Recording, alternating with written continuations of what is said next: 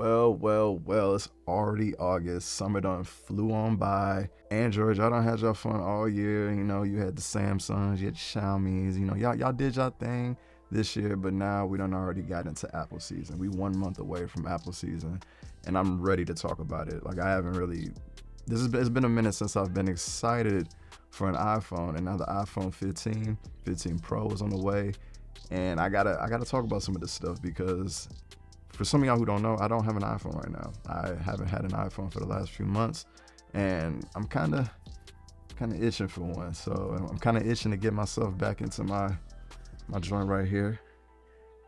This was my favorite Apple device of last year. I can't wait to get back into this.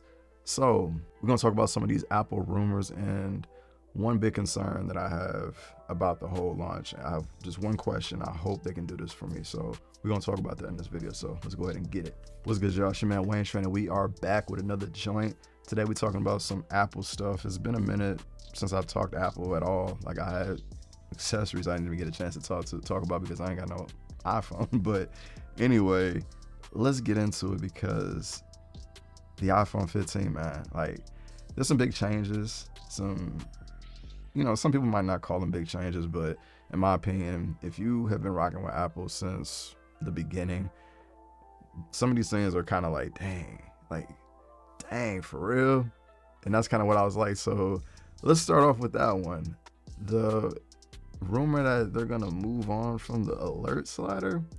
Y'all remember, like, man, look, the alert switch has been a staple for Apple. Honestly, it's almost one of those things, aside from the lightning port and iMessage and FaceTime, is one of those, it's the only hardware feature that when you see that, that's Apple.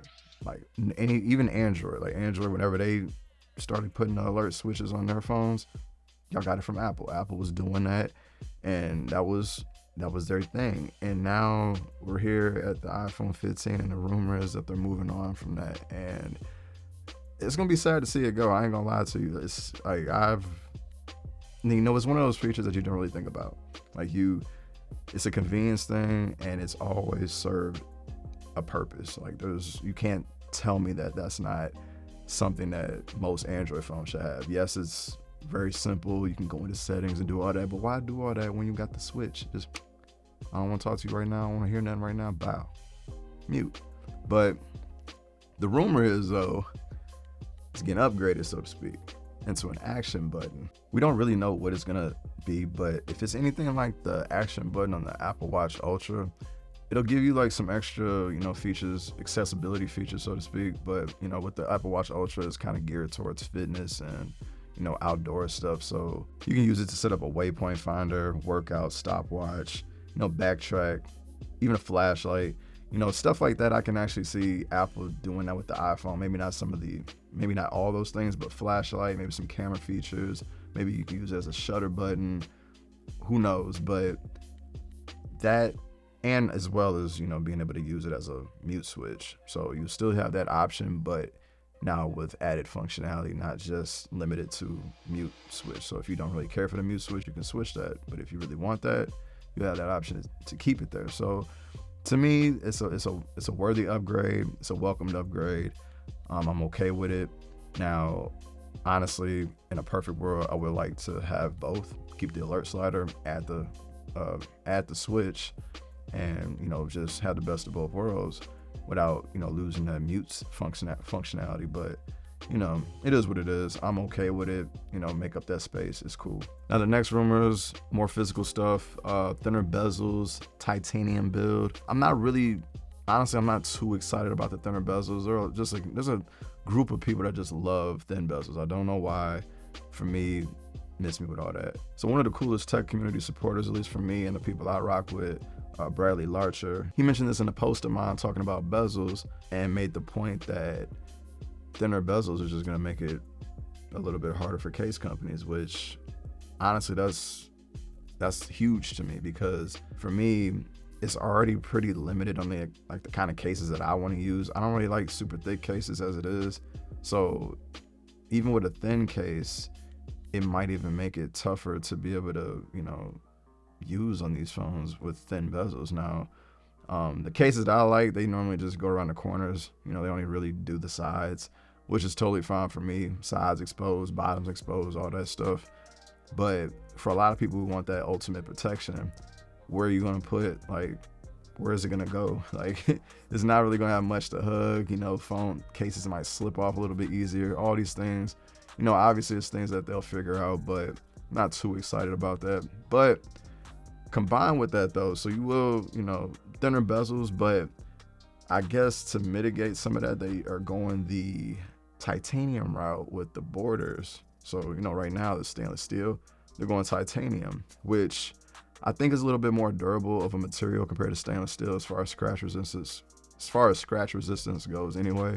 So in that case, I might not even rock a case. You know, obviously I'm you know, drop protections ain't gonna be the best, but being able to have, you know, limited scratches, because my biggest thing with the stainless steel sides is they get scratched very, very easily. You put it in your pocket, a pocket with nothing in it, and it'll come out with scratches and fine scratches and stuff like that. So I don't really like that. Titanium still does scratch, don't get it twisted, but not nearly as easily as stainless steel, in my opinion, at least the stainless steel that Apple uses anyway.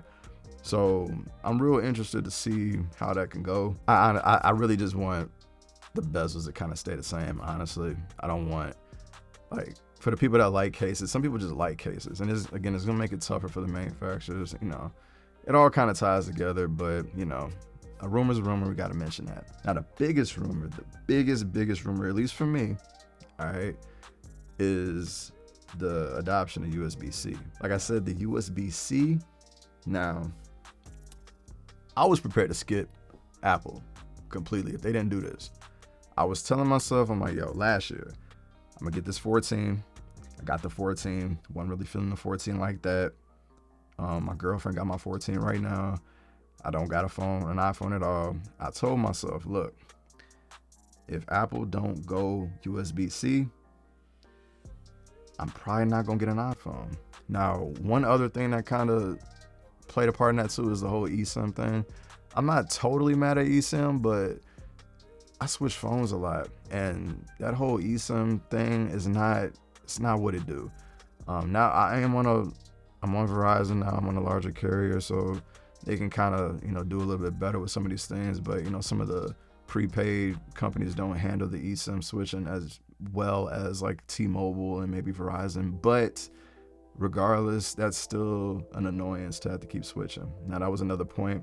We don't know if Apple's going to go back to physical SIM. I hope so. But as far as USB-C though, that for me was like, all right, get USB-C, I'm on board. I'm with it. Finally, I can get rid of these slow, annoying